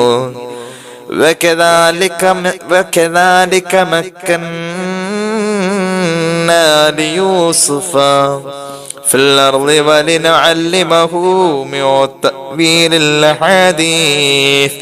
ഇനി ഭൂമിയിൽ യൂസുഫ് നബിയുടേതായ ആധിപത്യത്തിന്റെ നാളുകൾ വരാൻ തുടങ്ങുന്നു. സുലൈഖയുടെ കൊട്ടാരത്തിലെത്തുന്നു. സുലൈഖ റളിയല്ലാഹു അൻഹയുടെ കൊട്ടാരത്തിലെത്തിയ ശേഷമാണ് നുബുവത്തൊക്കെ കിട്ടുന്നതെന്നാണ് ഖുർആൻ സൂചിപ്പിക്കുന്നത്. 22-ാമത്തെ ആയത്ത് കണ്ടോ, വലമ്മാ ബലഗ അശുദ്ധഹു ആതൈനാഹു ഹുക്മൻ വഇൽമൻ വകദാലിക നജ്സിൽ മുഹ്സിനീൻ. കൊട്ടാരത്തിലെത്തിയ ശേഷമാണ് നുബുവത്തിന്റെ പക്വതയിലേക്ക് ജീവിതത്തിന്റെ യഥാർത്ഥ കാലത്തെ അള്ളാഹു എത്തിക്കാം. ജീവിതത്തിന്റെ യാഥാർത്ഥ്യങ്ങളെ അള്ളാഹു നുബുവത്തിന്റെ പക്വതയിലെത്തിച്ച പ്രായത്തിൽ ആതൈനാഹു യൂസുഫ് നബിക്ക് നാം നൽകി ഹുക്മ, നുബുവത്തും പിന്നെ ഒരുപാട് തത്വജ്ഞാനങ്ങളും നൽകി, സ്വപ്ന വ്യാഖ്യാനങ്ങളും പഠിപ്പിച്ചു കൊടുത്തു. ഇതൊക്കെ കൊട്ടാരത്തിലെത്തിയ ശേഷമാണ് മഹാനവറുകൾക്ക് കൂടുതലായി കിട്ടുന്നത്. അങ്ങനെ സുലൈഖ പ്രാപിക്കാൻ ചെന്നു. യൂസുഫ് നബി അലൈഹി സ്വലാത്തു വസ്സലാം തട്ടിമാറ്റി സുലൈഖ റളിയല്ലാഹു അൻഹ വീണ്ടും ബലം പ്രയോഗിച്ചു. യൂസുഫ് നബി അലൈഹി സ്വലാം ഇറങ്ങി ഓടി. കുപ്പായത്തിന്റെ പിന്നിൽ നിന്ന് വലിച്ചു യൂസുഫ് നബിയെ ഇങ്ങോട്ട് വാന്ന് പറഞ്ഞു. ഹൈ തലക്ക, ഇങ്ങോട്ട് വാന്ന് പറഞ്ഞു പിടിച്ചു വലിച്ചു. കുപ്പായം കീറി. കുപ്പായത്തിന്റെ പുറകുവശമാണ് കീറിയതെങ്കിൽ കുറ്റക്കാരി സുലൈഖയും മുൻവശമാണ് എങ്കിൽ കുറ്റക്കാരൻ യൂസുഫ് നബിയുമാണെന്ന് അലൈഹിമുസ്സലാത്തു വസ്സലാം കൊട്ടാരത്തിലെ വിദഗ്ധര് അവകാശപ്പെട്ടപ്പോൾ, അഭിപ്രായപ്പെട്ടപ്പോൾ യൂസുഫ് നബിയുടെ നിരപരാധിത്വത്തിലേക്ക് സൂചിപ്പിക്കുന്ന അടയാളങ്ങളാണ് ആ വസ്ത്രം കീറലിൽ, ആ വസ്ത്രാക്ഷേപത്തിൽ കാണപ്പെട്ടത്. എന്നിട്ടും ന്യായവും നീതിയും നോക്കാതെ തന്റെ ആത്മാഭിമാനത്തിന് മാത്രം, പ്രിയപ്പെട്ടവരുടെ സൽസ്വഭാവത്തിന്റെ സർട്ടിഫിക്കറ്റിന് വേണ്ടി മാത്രം ഈ പൊന്നുമോനെ യൂസുഫ് നബി എന്ന ആ ചെറുപ്പക്കാരനെ തുറങ്കിലടയ്ക്കുന്ന അവസ്ഥയാണ് പിന്നെ കാണുന്നത്. ആ നിരപരാധിത്വം ബോധ്യപ്പെടുത്താൻ യൂസുഫ് നബിക്ക് അല്ലാഹു തആല അവസരം കൊടുക്കുന്നത് കുറെ വൈകിയിട്ടാണ്. ഏതായാലും 12 വർഷത്തോളം കാരാഗ്രഹ ജീവിതം യൂസുഫ് നബിയുടെ ജീവിതത്തിൽ ഉണ്ടായിട്ടുണ്ട്. ഏതായാലും ഇപ്പോൾ മഹാനവറുകൾ ജയിലിലാണ്. ഞാൻ ചുരുക്കി ഇങ്ങനെ പറഞ്ഞു പോവാണ്. സൂറത്ത് യൂസുഫിന്റെ 100 കണക്കിന് വരുന്ന ആയത്തുകൾ, ഈ ചരിത്രവും പിന്നെ അതിന്റെ വ്യാഖ്യാനങ്ങൾ, ആയിരക്കണക്കിന് വരുന്ന പേജുകൾ, ഒരുപാട് തഫ്സീറുകൾ പരിധിയാൽ ഈ ചരിത്രത്തിന്റെ വിശദാംശങ്ങളൊക്കെ ആയിട്ട് നമുക്ക് കാണാൻ കഴിയും. അതെല്ലാം കൂടി നമുക്ക് ഈ കുറഞ്ഞ സമയത്ത് പറയാൻ നടക്കില്ല. അപ്പൊ ഏതായാലും ജയിലിലെത്തിയിരിക്കുകയാണ് ഇപ്പൊ നിലവില്. ആ ജയിലിലെത്തിയ ശേഷം പിന്നെയും അവിടെ മൂന്നാമത്തെ ഒരു സ്വപ്നം ഖുർആൻ ചർച്ച ചെയ്യുന്നു. ഒന്നാമത്തെ സ്വപ്നം സൂറത്ത് യൂസുഫിന്റെ തുടക്കത്തില് യൂസുഫ് നബി അലൈഹി സ്വലാത്തു വസ്സലാമിന്റെ ചെറുപ്പത്തിൽ നക്ഷത്രങ്ങളെയും സൂര്യനെയും ചന്ദ്രനെയും സ്വപ്നം കണ്ട സ്വപ്നം. രണ്ടാമത്തെ സുലൈഖ കണ്ട സ്വപ്നം. മൂന്നാമത്തെ സ്വപ്നം സൂറത്ത് യൂസുഫിൽ ചർച്ച ചെയ്യുന്നത് മഹാനായ യൂസുഫ് നബി ഇപ്പോൾ ജയിൽവാസത്തിലാണ്. ഏകദേശം 5 വർഷം എത്തിയിട്ടുണ്ട്. ഇപ്പോൾ 5 വർഷം എത്തിയപ്പോൾ യൂസുഫ് നബി അലൈഹി സ്വലാത്തു വസ്സലാമിന്റെ കൂടെ 5 വർഷം ഉണ്ടായ 2 പേര്, അവർ 2 പേരും മുസ്ലിം അല്ല. അവര് കണ്ട സ്വപ്നത്തിന്റെ വ്യാഖ്യാനങ്ങളുമായി ഇനി ഖുർആന്റെ ആയത്തുകൾ, എത്രയോ 6ഓളം ആയത്തുകളാണ് അത് സംബന്ധമായിട്ട് സുദീർഘമായി പോകുന്നത്. നമുക്ക് ഇൻഷാ അല്ലാഹ് ഓടിച്ചൊന്ന് പറയാം. ബിസ്മില്ലാഹിർ റഹ്മാനിർ റഹീം. ودخل معه السجن فتيان قال أحدهما إني أراني أعصر خمرا وقال الآخر إني أراني أحمل فوق رأسي خبزا تأكل الطير منه نبئنا بتأويله إنا نراك من المحسنين. യൂസുഫ് നബിയുടെ അടുക്കിലേക്ക് 2 കൂട്ടുകാർ വന്നു. 5 വർഷമായി ജയിലിൽ ഒരുമിച്ചാണ്. 2 പേര് വന്നിട്ട് ഒരാൾ പറഞ്ഞു, യൂസുഫെ, ഇന്നലെ ഞാൻ ഒരു സ്വപ്നം കണ്ടു. നിലവിൽ ഞാൻ ഇവിടെ ജയിലിൽ അടയ്ക്കപ്പെട്ടിരിക്കുന്നത് എന്റെ പഴയ കാലത്തെ ജോലിയിൽ വന്നിട്ടുള്ള ഒരു ആരോപണത്തിന് വിധേയനായതിന്റെ പേരിലാ. എന്റെ ജോലി പഴയ കാലത്ത് കൊട്ടാരത്തിൽ വീഞ്ഞ് പിഴിഞ്ഞു രാജാവിന് കൊടുക്കുന്ന ജോലിയായിരുന്നു. അന്നതിൽ ഞാൻ വിഷം ചേർത്തു എന്ന് ആരോപിച്ചാണ് എന്നെ ഇവിടെ കൊണ്ടുവന്നത്. ഈ ജയിൽവാസം 5 വർഷമായിട്ട് ഞാൻ അനുഭവിക്കുന്നത് അതിന്റെ പേരിലാണ്. ഞാൻ ഇന്നലെ രാത്രി ഒരു സ്വപ്നം കണ്ടു. ഞാൻ രാജാവിനെ വീണ്ടും വീഞ്ഞ് പിഴിഞ്ഞു കൊടുക്കുന്നതായിട്ട് കണ്ടു, കള്ള് കൊടുക്കുന്നതായിട്ട് കണ്ടു എന്ന് പറഞ്ഞപ്പോ രണ്ടാമത്തെ ആള് പറഞ്ഞു, ഞാനും ഒരു സ്വപ്നം കണ്ടു യൂസുഫെ അലൈഹിസ്സലാം. ഞാൻ രാജാവിന് പാചകം ചെയ്തു കൊടുക്കുന്ന ആളായിരുന്നു. അങ്ങനെ എന്റെ ഭക്ഷണത്തിന്റെ വിഷയത്തിലും എന്നെ കുറിച്ച് ആരോപണം പറഞ്ഞതിന്റെ അടിസ്ഥാനത്തിലാണ് ഞാൻ ഇവിടെ തുറങ്കിലടിക്കപ്പെട്ടത്. 5 വർഷമായി. ഞാൻ ഇന്നലെ കണ്ട സ്വപ്നം, ഞാൻ രാജാവിന് ഭക്ഷണം ചുമന്ന് തലയിൽ വെച്ച് കൊണ്ടുപോകുമ്പോ, ഭക്ഷണം ഉണ്ടാക്കി ആ ഭക്ഷണം ചുമന്ന് തലയിൽ വെച്ച് കൊണ്ടുപോകുമ്പോ പക്ഷികൾ വന്ന് അത് കൊത്തിപ്പറിച്ച് തിന്നുന്നതാണ് ഞാൻ കണ്ട സ്വപ്നം. അതുകൊണ്ട് ഇതിന്റെ വ്യാഖ്യാനം ഞങ്ങൾക്ക് പറഞ്ഞു തരണേ യൂസുഫെ അലൈഹിസ്സലാം. ഈ 2 പേരും എന്ന് പറഞ്ഞു. യൂസുഫ് നബി നേരെ സ്വപ്ന വ്യാഖ്യാനത്തിലേക്കല്ല കടക്കുന്നത്. ഇപ്പൊ നമ്മൾ ഓതി വെച്ചത് സൂറത്ത് യൂസുഫിന്റെ 36ാമത്തെ ആയത്താണ്. 37ാമത്തെ ആയത്തും 38ാമത്തെ ആയത്തും 39ാമത്തെ ആയത്തും 3 ആയത്തുകൾ ഇതിന്റെ ഇടയിൽ വരുന്നുണ്ട്. ഈ 3 ആയത്തുകൾ യൂസുഫ് നബി അലൈഹിസ്സലാം തൗഹീദ് പറയുന്ന കാര്യങ്ങളാണ്. അതിനർത്ഥം ഞാൻ നേരത്തെ പറഞ്ഞു, ഈ ജയിൽവാസികളായ സഹതടവുകാര് 2 പേരും 5 വർഷമായി യൂസുഫ് നബിയുടെ കൂടെ ഉണ്ടല്ലോ. അവരുടെ ഇടയിൽ ദീൻ ദഅവത്ത് ചെയ്യുക എന്നത് യൂസുഫ് നബിയുടെ ധാർമ്മിക ഉത്തരവാദിത്തമാണ്. അതിനുവേണ്ടി അദ്ദേഹം ശ്രമിച്ചിട്ടുണ്ടാവാം. ഏതായാലും അതിന്റെ ഒരു തുടർച്ച എന്നോണമാണ് സംഭാഷണത്തിന്റെ ശൈലി വരുന്നത്. അവരെ കുറിച്ച് പൂർണ്ണമായും എല്ലാ കാര്യങ്ങളും മനസ്സിലാക്കിയിട്ടുള്ള ബഹുദൈവ ആരാധനാ സങ്കല്പത്തിലുള്ളവരാണ് അവര് എന്ന ധാരണയിൽ തന്നെയാണ് യൂസുഫ് നബി അവരോട് സംസാരിക്കുന്നത്. ഈ 3 ആയത്തുകളിൽ അത് നിഴലിച്ച് നമുക്ക് കാണാൻ കഴിയും. അതായത് അവരുമായി ആരാധനാ വിഷയത്തിലും വിശ്വാസ സങ്കല്പത്തിലും യൂസുഫ് നബിയുടെ സംവാദ ബോധത്തോടു കൂടിയ സംഭാഷണങ്ങൾ ഉണ്ടായിട്ടുണ്ടെന്നും ദഅവത്ത് അവരുടെ ഇടയിൽ മഹാനവറുകൾ പരമാവധി പ്രയോഗിച്ചിട്ടുണ്ട് എന്നും ഇടയിൽ വന്ന 3 ആയത്തുകൾ നമുക്ക് പഠിപ്പിച്ചു തരുന്നുണ്ട്. എന്നിട്ട് അവരുടെ കയ്യിൽ ഇപ്പോൾ ഒരു അവസരം കിട്ടിയിരിക്കുക. 2 പേരും സ്വപ്നം കണ്ടു വന്നിട്ടുണ്ട്. ഇവർ 2 പേരും യൂസുഫ് നബിയെ മോശമായിട്ട് കണ്ടിട്ടില്ല. ഇന്നാ നറാക മിനൽ മുഹ്സിനീൻ, തരക്കേടില്ലാത്ത ഒരാളാണ് താങ്കൾ എന്ന് ഞങ്ങൾക്കറിയാം. മുഹ്സിൻ എന്ന പ്രയോഗം ഇത്തരം സന്ദർഭങ്ങളിൽ നുബുവത്തിലേക്കാണ് സൂചിപ്പിക്കുന്നത്. ഇന്നാ കദാലിക നജ്സിൽ മുഹ്സിനീൻ എന്ന് സയ്യിദുനാ ഇബ്രാഹിം അലൈഹിസ്സലാത്തു വസ്സലാമിനെ സൂചിപ്പിച്ചുകൊണ്ട് സൂറത്ത് സ്വാഫാത്തിൽ പറയുന്നത് മുഹ്സിൻ എന്ന അതിനർത്ഥം നബിയീൻ എന്ന ആ പ്രവാചകത്വത്തിലേക്ക് സൂചിപ്പിക്കുന്ന. അപ്പൊ ഇവിടെയും യൂസുഫ് നബിയുടെ പ്രവാചകത്വത്തിൽ എവിടെയോ മനസ്സിൽ ഇവർക്ക് ഒരു സ്ക്രാച്ച് ഉണ്ടായിട്ടുണ്ട്. അവർക്ക് എവിടെയോ ഇത് പ്രവാചകനാണെന്നൊരു തോന്നലൊക്കെ വന്നിട്ടുണ്ട്. എവിടെയോ ഒരു ഒരസലൊക്കെ ഉണ്ടായിട്ടുണ്ട് മനസ്സിൽ. ആ ഒരു സങ്കല്പത്തിൽ നിന്നുകൊണ്ട് ഇവര് സ്വപ്ന വ്യാഖ്യാനം തേടി വരികയാണ്. ഏതായാലും യൂസുഫ് നബി അലൈഹി സ്വലാത്തു വസ്സലാം സ്വപ്നത്തിന് വ്യാഖ്യാനം പറയുന്നിടത്ത് അവരുടെ ഇടയിൽ മഹാനവറുകൾ അവരുടെ വിശ്വാസ സങ്കല്പത്തെ തച്ചുടയ്ക്കുന്ന രീതിയിൽ തൗഹീദ് പറയുകയാണ്. അതിനുവേണ്ടി ഖുർആൻ ഇതിന്റെ ഇടയിൽ 3 ആയത്ത് കൊണ്ടുവരുന്നുണ്ട്. മഹാനവറുകൾ പറഞ്ഞു, എനിക്ക് സ്വപ്നം വ്യാഖ്യാനിക്കാൻ കഴിയും, എനിക്ക് കഴിയും, നല്ലോണം പറ്റും. തനിക്ക് അള്ളാഹു ചെയ്ത അനുഗ്രഹത്തെ ഓർത്ത് റബ്ബിന് സ്തുതി പറയും വിധം പൊങ്ങച്ചത്തിന്റെ വർത്താനല്ലാത് അള്ളാഹു തനിക്ക് കൊടുത്ത കഴിവ് അംഗീകരിച്ച് ഉൾക്കൊണ്ട് മറ്റൊരാളുടെ മുന്നിൽ തന്റെ നിലവാരത്തെ സൂചിപ്പിക്കാൻ വേണ്ടിയിട്ട് പറയാണ്.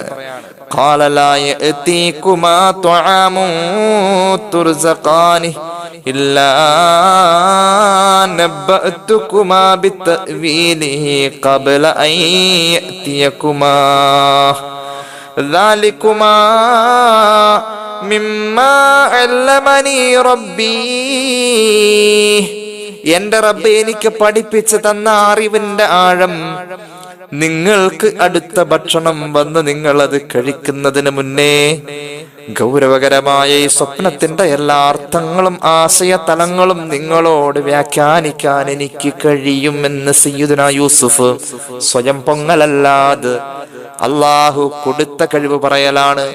മഹാനായ ഇമാം അബൂ ഹനീഫത്തുൽ കൂഫി തങ്ങൾ പറയുമായിരുന്നല്ലോ, അന ആലിമുൽ കൂഫ, ഞാൻ കൂഫയുടെ ആലിമാണെന്ന് പറയുമായിരുന്നു. അത് കിബറിന്റെ വർത്താനല്ല, അത് കിബറിന്റെ വർത്താനല്ല, അത് അള്ളാഹു കൊടുത്ത അനുഗ്രഹത്തെ അംഗീകരിച്ചുകൊണ്ട് ഉൾക്കൊണ്ടുകൊണ്ട് പറയാണ്. നിങ്ങൾക്ക് 2 പേർക്കും അടുത്ത ഭക്ഷണം വരുന്നതിന് മുന്നേ, നിങ്ങൾക്ക് അടുത്ത ഭക്ഷണത്തിന്റെ പീരീഡ് ആവുന്നതിന് മുമ്പേ ഞാനതിന്റെ സർവ്വ വ്യാഖ്യാനങ്ങളും പറഞ്ഞു തരാം. എന്റെ റബ്ബ് എനിക്ക് അത് പഠിപ്പിച്ചു തന്നിട്ടുണ്ട്. അപ്പൊ സ്വപ്ന വ്യാഖ്യാനം എന്നത് ദഅവത്തിന് ഉപയോഗിക്കാൻ ഒരു നബി, ആ നബിയുടെ മുഅ്ജിസത്താണ് ഈ സ്വപ്ന വ്യാഖ്യാനം. എല്ലാ നബിമാർക്കും ഒരുപാട് മുഅ്ജിസത്ത് ഉണ്ട് എങ്കിലും ഓരോ നബിമാർക്കും അവരുടേത് എന്ന് സ്പെഷ്യൽ പറയാൻ പറ്റുന്ന അൽ മുഅ്ജിസത്തുൽ കുബ്രയുണ്ട്. യൂസുഫ് നബിയുടേത് അത് സ്വപ്നമാണ്. ഇവിടെ ഒന്നുകൂടി ചിന്തിക്കണം, ഒരു പ്രവാചകന്റെ അൽ മുഅ്ജിസത്തുൽ കുബ്ര എന്ന മുഅ്ജിസത്ത്, ഏറ്റവും വലിയ മുഅ്ജിസത്ത്, അള്ളാഹു സ്വപ്ന വ്യാഖ്യാനം എന്ന ഒരു അറിവിനെയും കഴിവിനെയും വെച്ചുവെങ്കിൽ ഇസ്ലാം സ്വപ്നത്തിന് കൊടുക്കുന്ന പ്രാധാന്യം അതാണ്. അടുത്ത ക്ലാസ്സിൽ സ്വപ്നവുമായി ബന്ധപ്പെട്ട് മറ്റു പല ധാരാളം വിഷയങ്ങൾ പറയാനുണ്ട്. അള്ളാഹു തൗഫീഖ് ചെയ്യട്ടെ. ഏതായാലും മഹാനവറുകൾ പറഞ്ഞു, എന്റെ റബ്ബ് എനിക്ക് നല്ല സ്വപ്ന വ്യാഖ്യാനത്തിന്റെ അറിവ് പഠിപ്പിച്ചു തന്നിട്ടുണ്ട്. അപ്പൊ സ്വപ്ന വ്യാഖ്യാനത്തിലേക്കാണ് കയറിയിരിക്കുന്ന ചർച്ച. അള്ളാഹു നല്ല സ്വപ്ന വ്യാഖ്യാനം എനിക്ക് പഠിപ്പിച്ചു തന്നിട്ടുണ്ട്. ഇനി അള്ളാഹുവിലേക്ക് ഞാൻ നടത്തിയിരിക്കുന്ന ബന്ധം, സ്ഥാപിച്ചിരിക്കുന്ന ബന്ധം, ഞാൻ അള്ളാഹിനെ ശരിക്കും വിശ്വസിക്കുന്നു എന്നുള്ളതാ. നിങ്ങൾ നിങ്ങളുടെ ദൈവങ്ങളെയൊക്കെ ഉപേക്ഷിച്ച് അള്ളാഹുവിന്റെ മാർഗത്തിലേക്ക് വരണേ എന്നൊരു ഉപദേശവും അവർക്കുള്ളൊരു ദഅവത്തിന്റെ ടിപ്പൊക്കെ കൊടുക്കാണ്. നോക്കിക്കോ, ഇന്നി തറക്തു മില്ലത ഖൗമിൻ ലാ യുഅ്മിനൂന ബില്ലാഹി വഹും ബിൽ ആഖിറതി ഹും കാഫിറൂൻ. അള്ളാഹുവിനെയും അന്ത്യദിനത്തെയും വിശ്വസിക്കാത്ത മറ്റു മതസ്ഥരുടെ വിശ്വാസങ്ങളിൽ നിന്നും ഞാൻ തീർത്തും ഒഴിവാണ്, ഞാനത് ഒഴിവാക്കിയിരിക്കുന്നു. സയ്യിദുനാ യൂസുഫ് അവരോട് രണ്ടുപേരോടും കൂടിയിട്ടാ പറയുന്നത്. ലാലിക്കുമാ, ഇഷാറത്ത് രണ്ടുപേരിലേക്ക്, ആ മുന്നിലിരിക്കുന്ന രണ്ടുപേരോട്, നിങ്ങളോട് രണ്ടുപേരോടും കൂടി പറയട്ടെ, ബഹുദൈവ വിശ്വാസ സങ്കല്പം നടത്തിക്കൊണ്ടിരിക്കുന്ന ആളുകളിൽ നിന്നും ഞാൻ പൂർണ്ണമായും ഒഴിവാണ്. എന്റെ റബ്ബിനെ ഞാൻ പൂർണ്ണമായും അവന്റെ ഏകത്വത്തെ അംഗീകരിച്ചു വിശ്വസിക്കുന്നു. ഞാൻ അനുധാവനം ചെയ്യുന്ന പ്രവാചക പരമ്പര ഏതെന്നറിയുമോ? വത്തബഅതു മില്ലത ആബാഇ ഇബ്രാഹീമ വഇസ്ഹാഖ വയഅഖൂബ്. കറകളഞ്ഞ നുബുവത്തിന്റെ ഇന്നലകളുടെ പരമ്പരയെ, എന്റെ പിതാക്കളുടെ വഴിയെ ഞാൻ അനുധാവനം ചെയ്യുന്നു. സ്വപ്നത്തിന്റെ വ്യാഖ്യാനം പറഞ്ഞിട്ടില്ല. സ്വപ്ന വ്യാഖ്യാനം കേൾക്കാൻ വന്നിരിക്കുന്നവന്റെ മുന്നിൽ തൗഹീദ് പറയലാണ് ഇപ്പൊ നടന്നുകൊണ്ടിരിക്കുന്നത്. മാ കാന ലനാ, അതുകൊണ്ട് സഹോദരങ്ങളെ നിങ്ങളോട് പറയട്ടെ, നിങ്ങൾക്കും ഞങ്ങൾക്കും നമുക്കാർക്കും പറ്റിയ പണിയല്ല അന്നുശ്രിക ബില്ലാഹി മിയൂസി, അള്ളാഹുവിനോട് ശിർക്ക് വെക്കാൻ പാടില്ല. നിങ്ങളോട് രണ്ടുപേരോടും കൂടി പറയട്ടെ എന്ന് പറഞ്ഞു തുടങ്ങി. എന്റെ പിതാക്കൾ പൂർവീകരായ അമ്പിയാക്കളാണ്. അള്ളാഹു ആ പ്രവാചക പരമ്പരയിലൂടെ പഠിപ്പിച്ചു തന്ന തൗഹീദ് ഏറ്റെടുത്തവനാണ് ഞാൻ. നമുക്ക് രണ്ടു കൂട്ടർക്കും പറ്റിയ പണിയല്ല അള്ളാഹുവിന് ശിർക്ക് വെക്ക എന്നത്. ചിന്തിക്കണേ, ദാലിക മിൻ ഫളില്ലാഹി അലൈനാ വഅലന്നാസി വലാകിന്ന അക്സറന്നാസി ലാ യശ്കുറൂൻ. അതുകൊണ്ട് അള്ളാഹുവിന്റെ അള്ളാഹു നമ്മുടെ ജീവിതത്തിൽ തന്ന ഔദാര്യങ്ങളെ കുറിച്ചൊക്കെ ഒന്ന് ആലോചിക്കുക. ദീൻ പഠിപ്പിക്കുകയാണ് അവർക്ക്.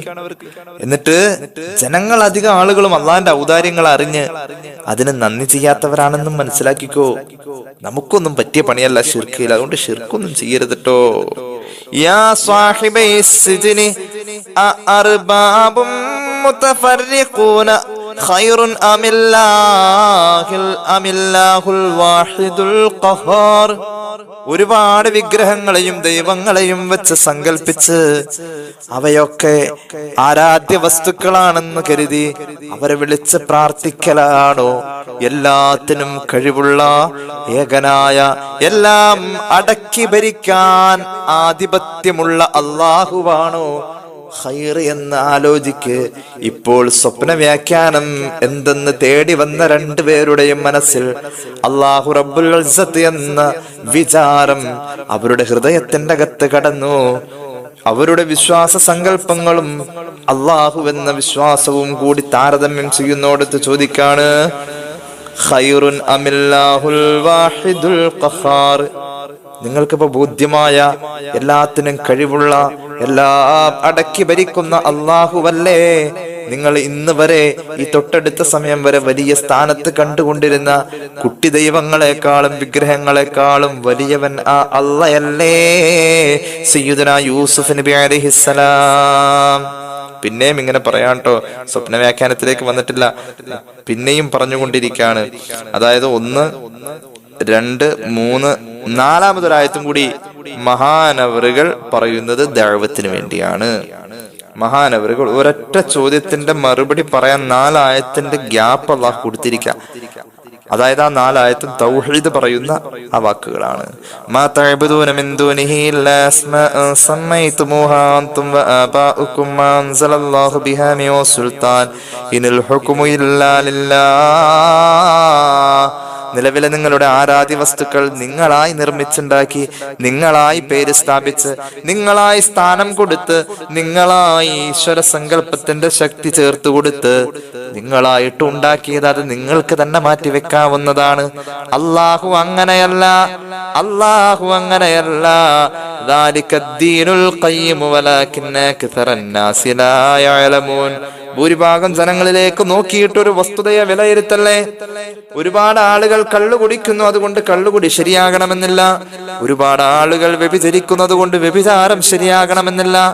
ഒരുപാട് ആളുകൾ ബഹുദൈവാരാധനയിലുണ്ട്. അതുകൊണ്ട് ബഹുദൈവാരാധനയാണ് ശരിയെന്ന് നിങ്ങൾ സങ്കല്പിക്കല്ലേ.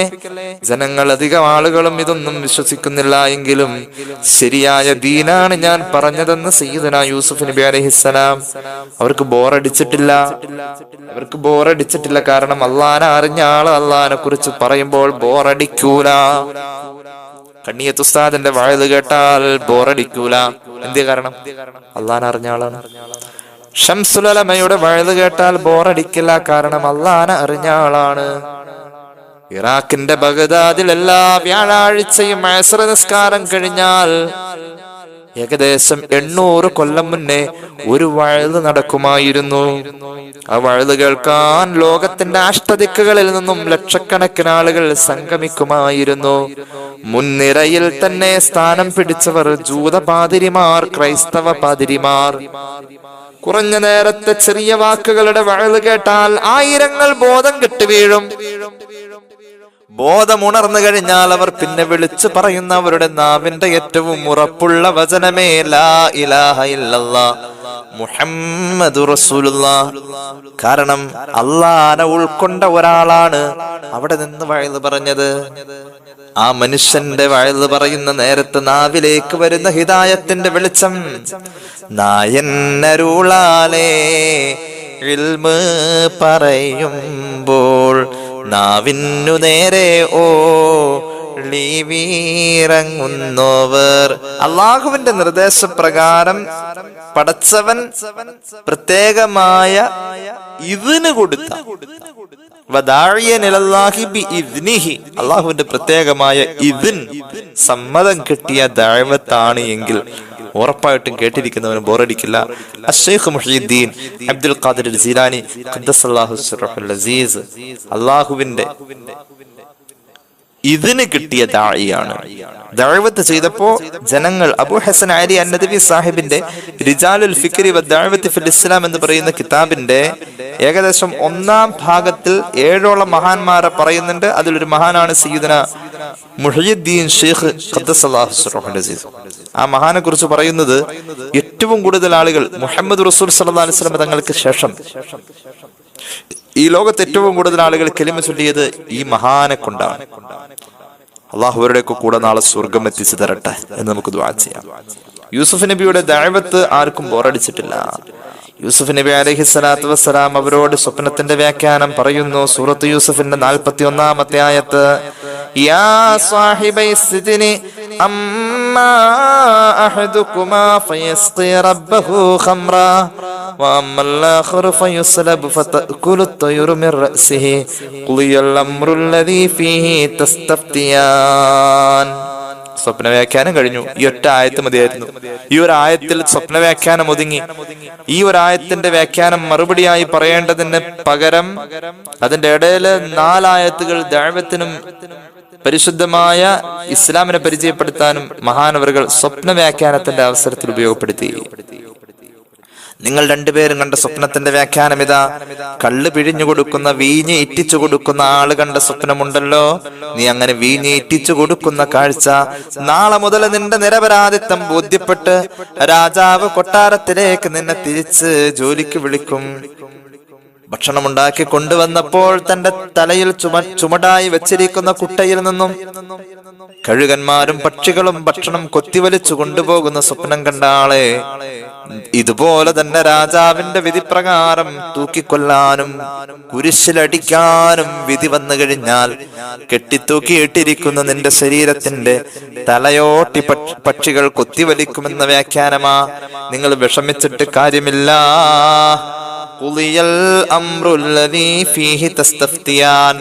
നിങ്ങൾ രണ്ടുപേരും എന്നോട് വ്യാഖ്യാനം ചോദിച്ചു വന്ന കാര്യം ഖളാ ആയി പോയതാണ്.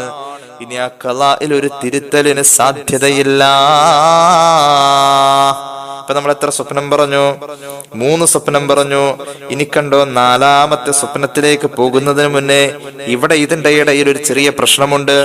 യൂസുഫ് നബി തന്റെ മുന്നിൽ വ്യാഖ്യാനം തേടി വന്ന തടവുകാരിൽ 2 പേരിൽ ഒരാളോട് രക്ഷപ്പെടുമെന്ന് പറഞ്ഞല്ലോ.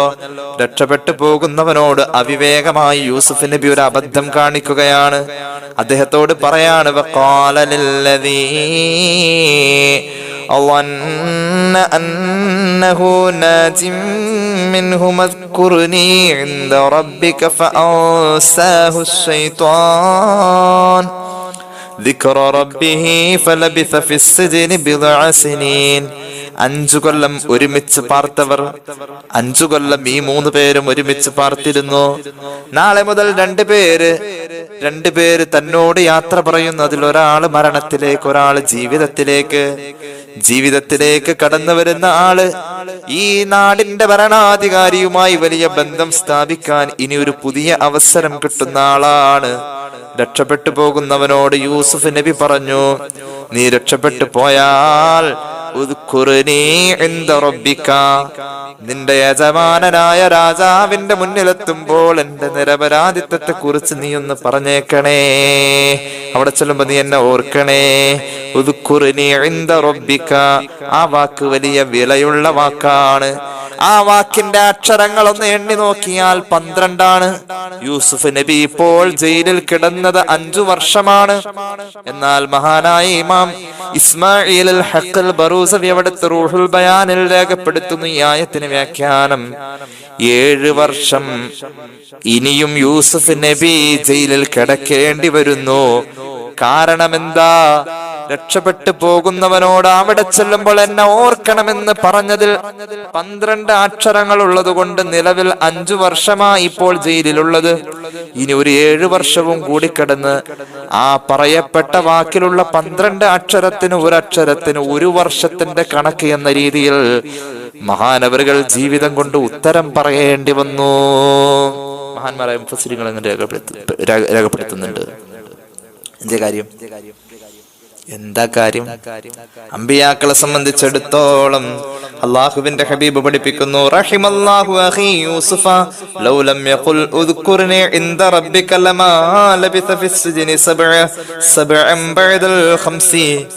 ആ രക്ഷപ്പെട്ടു പോകുന്ന ആളോട് അന്ന് യൂസുഫ് നബി അങ്ങനെ പറഞ്ഞില്ലായിരുന്നുവെങ്കിൽ 5 കൊല്ലത്തിൽ ആ ജയിൽവാസം അവസാനിക്കുമായിരുന്നു. പറഞ്ഞതിന്റെ പേരിൽ പിന്നെ ഒരു 7 വർഷവും കൂടി അള്ളാഹു പരീക്ഷണാർത്ഥം കൊടുത്തതാണ്. യൂസുഫ് നബിക്ക് അള്ളാഹു കരുണ ചെയ്യട്ടെ എന്ന് പരിശുദ്ധ മുഹമ്മദ് മുസ്തഫ സല്ലല്ലാഹു അലൈഹി വസല്ലം. അപ്പോ 12 എന്ന കണക്ക് ആ പറഞ്ഞ വാക്കിലുള്ള അക്ഷരങ്ങളുടെ എണ്ണാണ്. അതിലേക്ക് യൂസുഫ് നബി എത്തി. കാര്യം മഹാന്മാർ രേഖപ്പെടുത്തുന്നുണ്ട്, വല്ലിസ്തിയാനത്ത് ബിഗൈരില്ലാഹി ഫി കശ്ഫി ശദായിദ് വഇൻ കാനത്ത് മഹ്മൂദത്തൻ ഫിൽ ജുംലത്തി ലാകിന്നഹാ ലാ തലീഖു ബിമൻസബിൽ അംബിയാ അല്ലദീന ഹും അഫ്ദലുൽ ഖൽഖി വഅഹ്ലുത് തറഖി ഫഹിയ തുൻസലു മിൻ ബാബി തർക്കിൽ ഔലാ വൽ അഫ്ദൽ. ഇമാമിയങ്ങൾ രേഖപ്പെടുത്തുന്നുണ്ട്, ഇമാം റാസി രേഖപ്പെടുത്തുന്നുണ്ട്, മഹാനായ ഇമാം ഇസ്മായിൽ അൽ ഹഖ് അൽ ബറൂസവി രേഖപ്പെടുത്തുന്നുണ്ട്. ഒരു പ്രയാസം വരുമ്പോൾ അല്ലാത്ത മറ്റൊരാളുടെ മുന്നിൽ ഒരു സഹായം തേടിച്ചല്ല എന്നത്. ഉദാഹരണം, നമുക്കൊരു രോഗം വന്നു, ഡോക്ടറെ സമീപിക്കുക എന്നത്.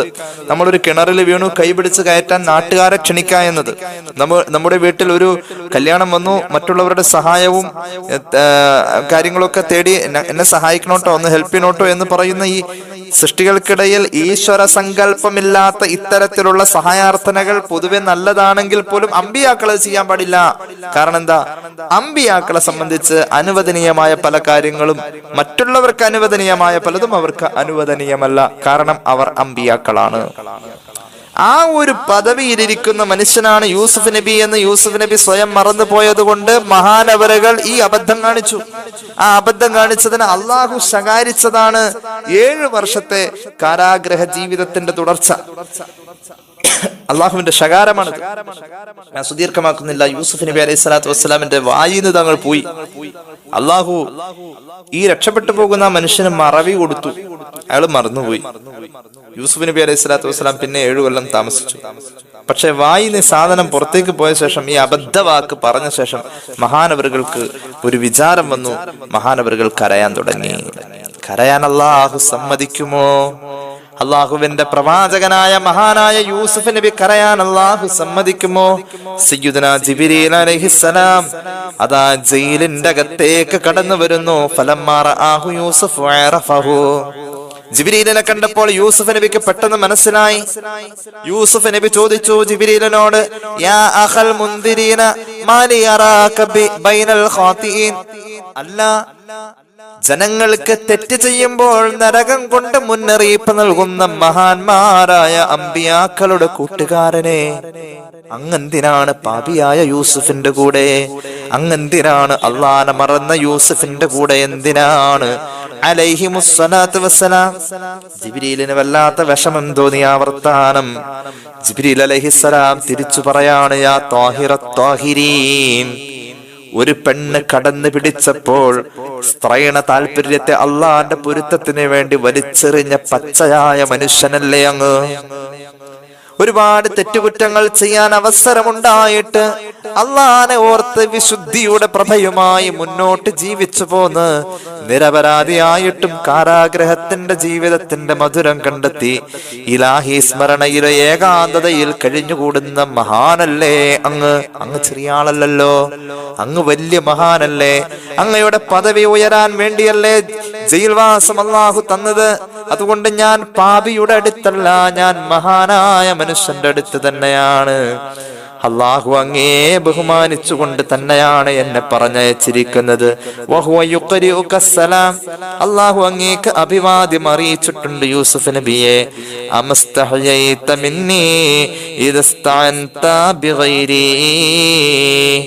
ഒരു പ്രാവശ്യം ഞാനല്ലാത്ത ഒരാളോട്, എന്റെ ഏറ്റവും വലിയ അടുത്ത കൂട്ടുകാരനല്ലേ യൂസുഫ് നബി അങ്ങ്? അള്ളാഹു പറഞ്ഞത് ജിബ്രീൽ ഉദ്ധരിക്കാണ്. എന്റെ ഏറ്റവും വലിയ കൂട്ടുകാരനായ അങ്ങ്, അങ്ങയുടെ ഏറ്റവും വലിയ കൂട്ടുകാരനായ അങ്ങയുടെ റബ്ബ് ഈ കൂട്ടിന്റെയും ഈ ബന്ധത്തിന്റെയും ഇടയിൽ ഒരൽപ്പം മറവി വന്നു പോയതിന്റെ പേരിൽ എന്നോട് എന്തിനാണ് അങ്ങ് പിണങ്ങുന്നത് യൂസുഫ് നബിയെ? എന്നോട് അങ്ങ് പിണങ്ങണ്ട, എനിക്കെന്തായാലും അങ്ങോട്ട് പിണക്കൂല. അതുകൊണ്ട് അങ്ങ് നാണിക്കൊന്നും വേണ്ട, അങ്ങ് നാണിക്കൊന്നും വേണ്ട. വല്ലാഹി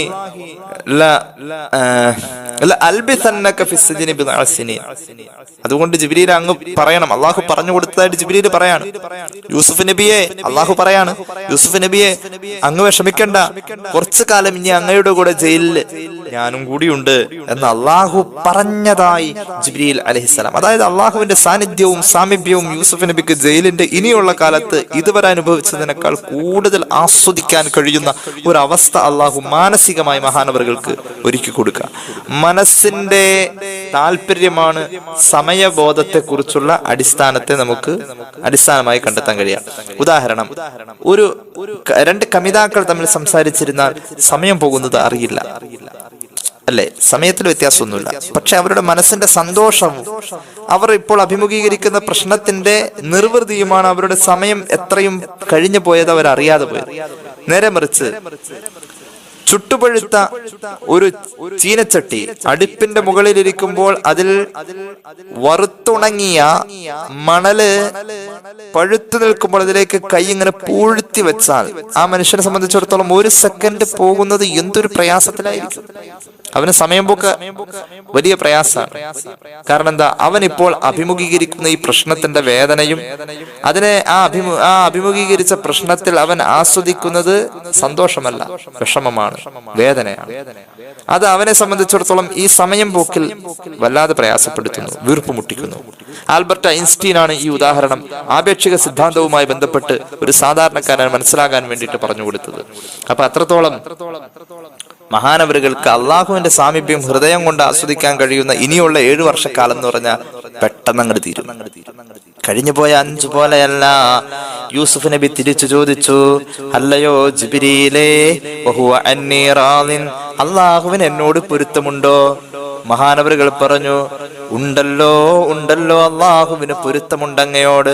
എന്നാൽ നഅം, ഇതല്ല ഉപാലി, എന്നാൽ ഇനിയുള്ള കാരാഗ്രഹ ജീവിതം എനിക്ക് പ്രശ്നമല്ലെന്ന് സയ്യിദുനാ ജിബ്രീൽ ഇസ്മാഈൽ ഹഖൽ ബറൂസവി റൂഹുൽ ബയാനിൽ ഇത് രേഖപ്പെടുത്തുന്നുണ്ട്. ഏതായാലും മഹാനവറുകൾക്ക് ഇബ്രാഹിം നബി ചെയ്ത പോലെ ചെയ്താൽ മതിയായിരുന്നു.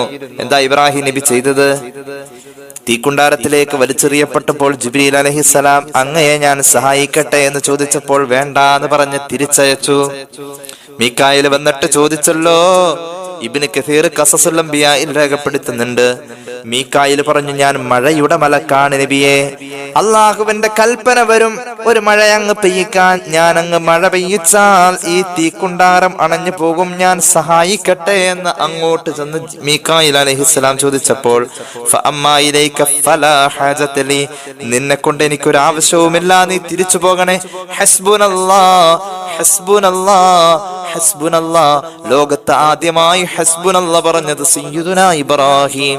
എനിക്ക് അല്ലാഹ് മതി, എനിക്ക് അല്ലാഹ് മതി, എനിക്ക് അല്ലാഹ് മതി. അമ്പിയാക്കളുടെ രീതി അങ്ങനെയാണ്. യൂസുഫ് നബിക്ക് ഒരു ചെറിയ അബദ്ധം പറ്റി, ആ രീതി അങ്ങേ തൽക്കാലം മറന്നുപോയി. ഏതായാലും സൂറത്ത് യൂസുഫ് ഇനി പറയുന്നു, 4-ാമത്തെ സ്വപ്നം.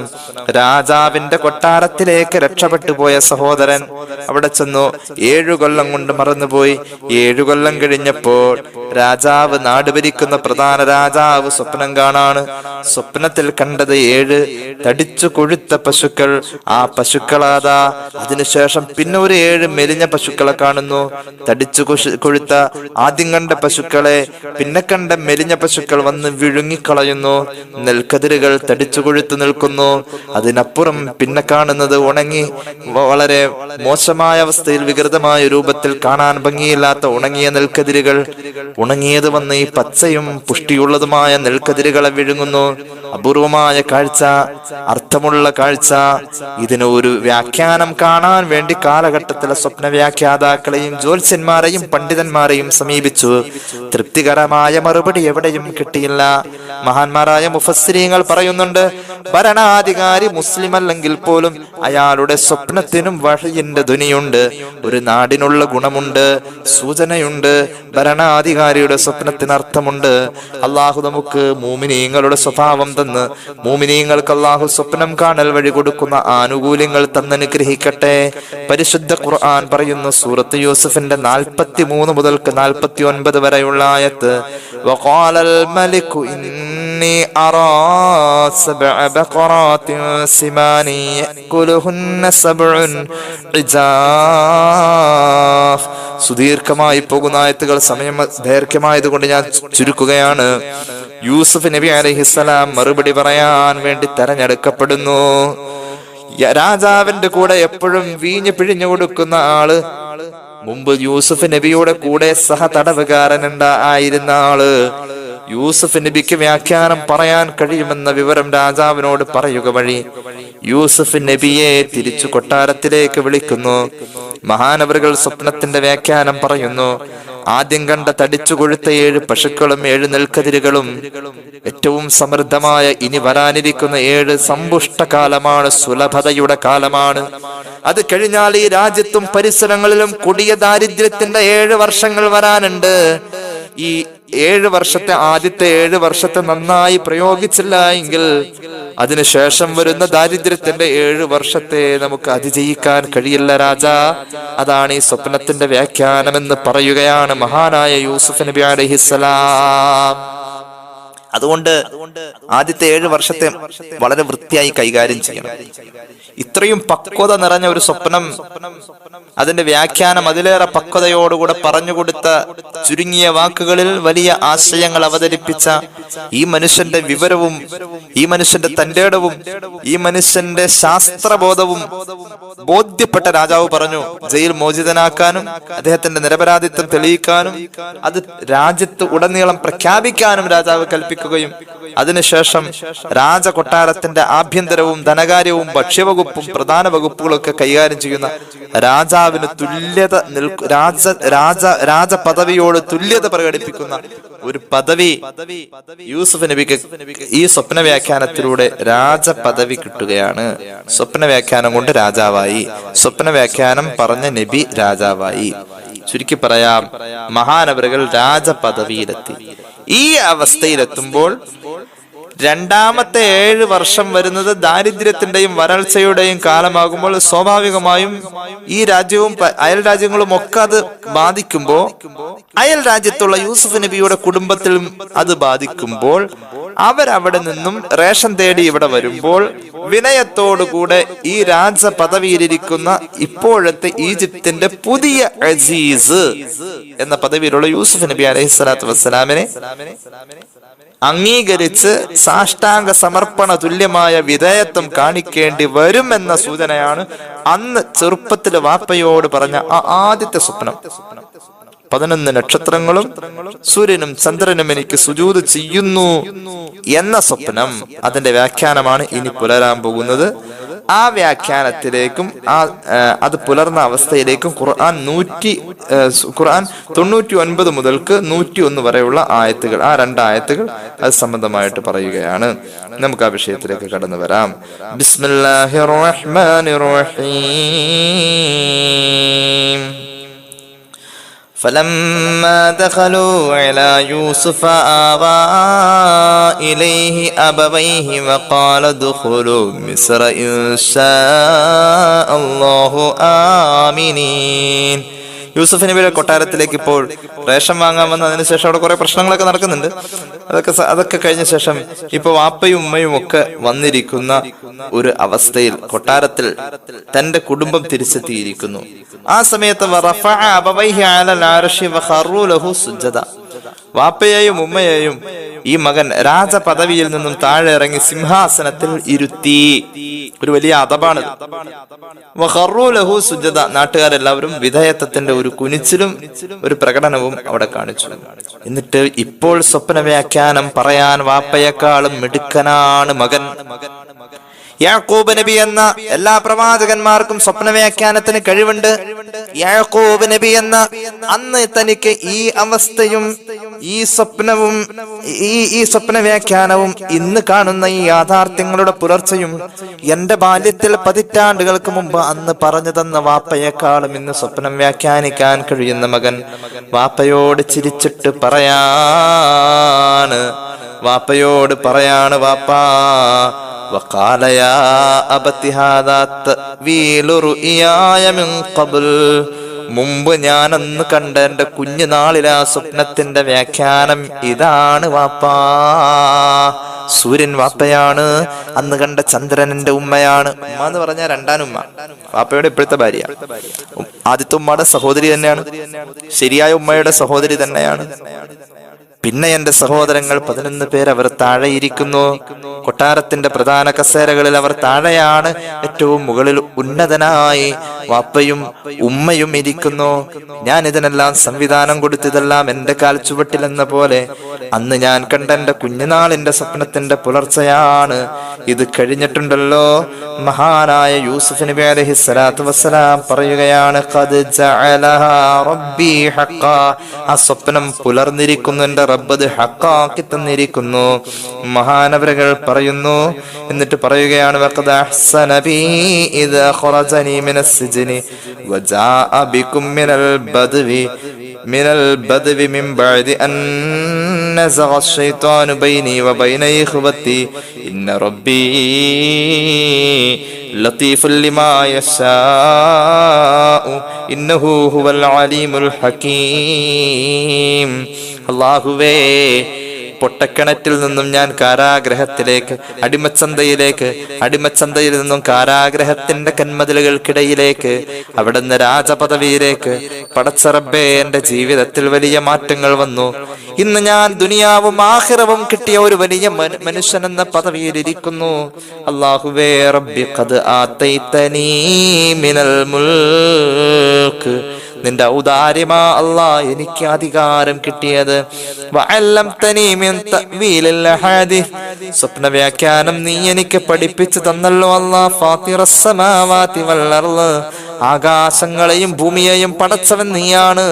അൻത വലിയ്യി ഫിദ് ദുനിയാ വൽ ആഖിറ. ദുനിയാവിലും ആഖിറത്തിലും എന്റെ സംരക്ഷകനും കൂട്ടുകാരനും നീയാണ്. ഒന്നേ പറയാനുള്ളൂ അല്ലാ, തവഫനി മുസ്ലിമാ. അല്ലാഹുവേ, എന്നെ നീ മുസ്ലിമായി മരിപ്പിച്ച് മുഅ്മിനീങ്ങളോടുകൂടെ സ്വാലിഹീങ്ങളോടുകൂടെ ചേർക്കണേ അല്ലാ.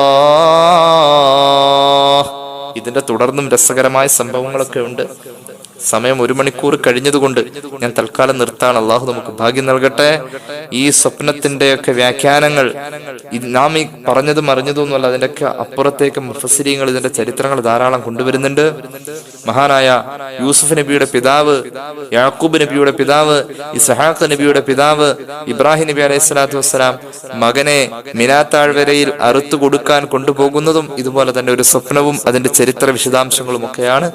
സ്വപ്നം അത് അർത്ഥമുള്ളതാണ് എന്ന ഈ ശീർഷകത്തിന്റെ ചർച്ച ഇൻഷാ അല്ലാഹ് നമുക്ക് തുടരാം. അല്ലാഹു തൗഫീഖ് നൽകട്ടെ.